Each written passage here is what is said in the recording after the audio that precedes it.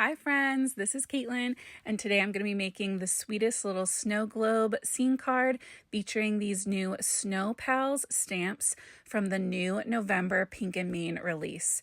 So this release just dropped today, and there is an Instagram hop going on for it from noon today, Friday the 22nd through the weekend. So I'm going to leave a link to my hop post down in the description if you want to hop along. But otherwise, this card turned out so stinking cute. I wasn't positive exactly what I was going to do going into this card. I just knew that I had to use these images because they're so sweet. So I fell in love with this little snowman that's holding the star. And I liked it with the trees because I felt like it was kind of like, he's trying to pick out which tree he's going to decorate out in the forest. And the nice thing about these is they are pretty simple and pretty big. So if you need like a fast coloring project, or you're practicing your coloring, or you want to try out some new color blends maybe, this is a great stamp set to use for that. But I just really enjoyed coloring it. I love it so much. He's just so like, I don't know. There's something about that super simple style that just speaks to me. So I went in with some BG markers for my trees, BG 99, 96, and 93. And like I said, I'm keeping the coloring simple because the shapes we're given are pretty simple to start with. So just kind of putting my darkest color under those snow caps, then blending that down and making sure that I'm leaving enough room for a highlight right down at the bottom. And I went with the BGs because they're a little, especially the BG 90s, have a good bit of gray in them. They're a little less saturated. And I think that it just gives a nice kind of soft look. Same thing, I went with the E70s for the trunks because I just thought that little bit of purple, that little bit of cool tone would just look nice and soft and kind of wintry. For the snow, I'm going in with C3 to start, that cool gray, and just kind of adding some shadows to the curves of those snow tops. I don't know, the top of the snow. Blending that out with a BG10, and we're going to go back in and add a little bit more color once I started on the snow on my snowman. So I went in with the same starting two colors for this little guy. We went in with the C3 again. I'm adding shadows to either side of his face. I like to make one side the shadow bigger than the other. So the left-hand side is getting a shadow from under the hat all the way down, and the shadow on the right is more focused just on that lower corner. I'm blending that out with that same BG10 from the trees, but I decided there just wasn't enough going on. So I also brought in that C0 to start blending out, and because I put it on my snowman, I added it to my trees and just started kind of fluffing that color out. And I wanted to have even more of that BG10, that extra little frosty touch of blue. So I popped more of that onto the trees so that they matched up with the snowman. And I wanted to make his star glittery. So I'm going in with some YR and Y colors for the base of the star. His little nose is going to be orange like a tiny carrot. And then I'm going to go in with E49, YR27, and YR24, I believe. And we're going to, never mind, Y26. And we're just stippling color onto that star, little dots. The dark goes where the dark was on our base layer. The light goes where the light is on our base layer. And it's just breaking that up.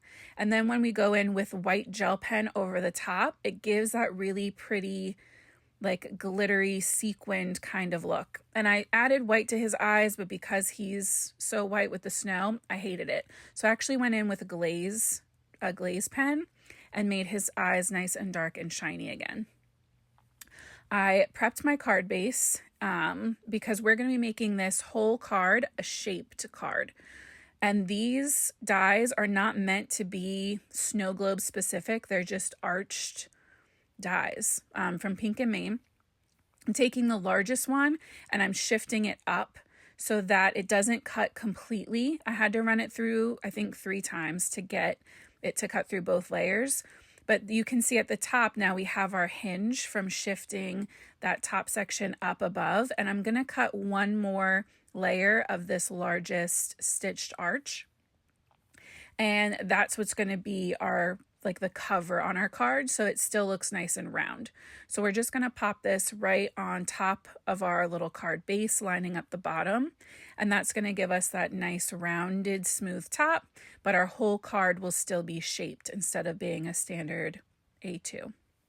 This will fit in an A2 card because that largest one is meant to fit really snug into an A2 card base.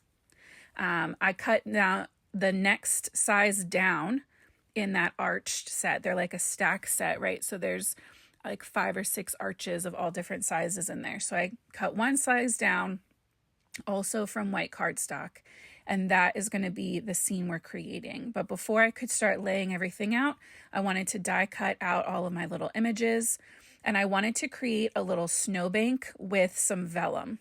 So I'm going to start by cutting out that smaller arch one more time, and I'm using one of the wavy stitched borders, also from Pink and Main. You can tell the dies that are from Pink and Main because they're pink, and I love them.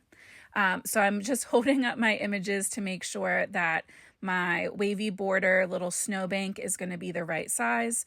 We'll run that through the die cutting machine as well. And then I'm going to use, when I run my vellum through, I always wrap it in printer paper. I make like a little printer paper taco, and I tuck my vellum inside. So when I die cut it, I always get a printer paper die cut as well because it just cuts through both layers. So I taped that printer paper piece onto my cardstock arch, and I'm using it as my mask because it's the same shape as my vellum. So it's going to line up perfectly. So I'm going in with the tiniest, lightest pressure of my Lakeside ink from Pink and Main. This is a very Pink and Main video. This is not sponsored. I am on the design team. I do lives for Pink and Main if you haven't seen those yet. Every Tuesday and Thursday at 8:30 p.m. Eastern. But doing this video is not required for with the lives or the hop. It was just, I knew going in that this was going to be cute no matter how it turned out because the images were so cute. So I wanted to share it with you guys.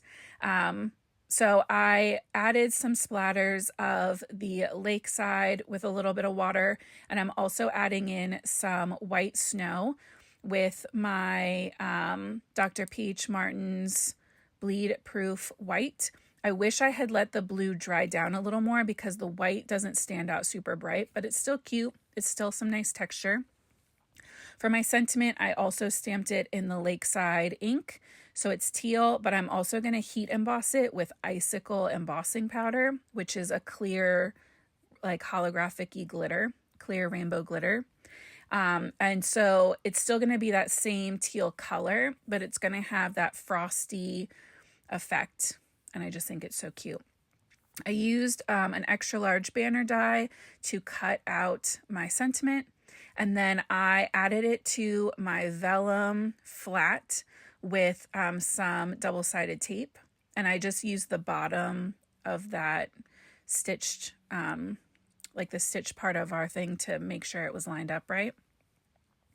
And I'm adding double-sided tape to the back of my little scene so that we can add it on to our card base, because I'm going to be adding foam behind that banner, and I wanted to make sure I had everything else lined up first before we add our foam, because the foam needs to go behind that sentiment so that you can't see it.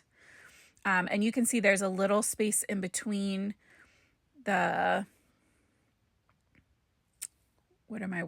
there's like a little shadow space in between the vellum and the like horizon line, but because they still line up, I think it looks so cute. So I added my trees down flat with liquid glue. I'm going to, like I said, pop up my sentiment and my snowman. So I added foam just behind that banner.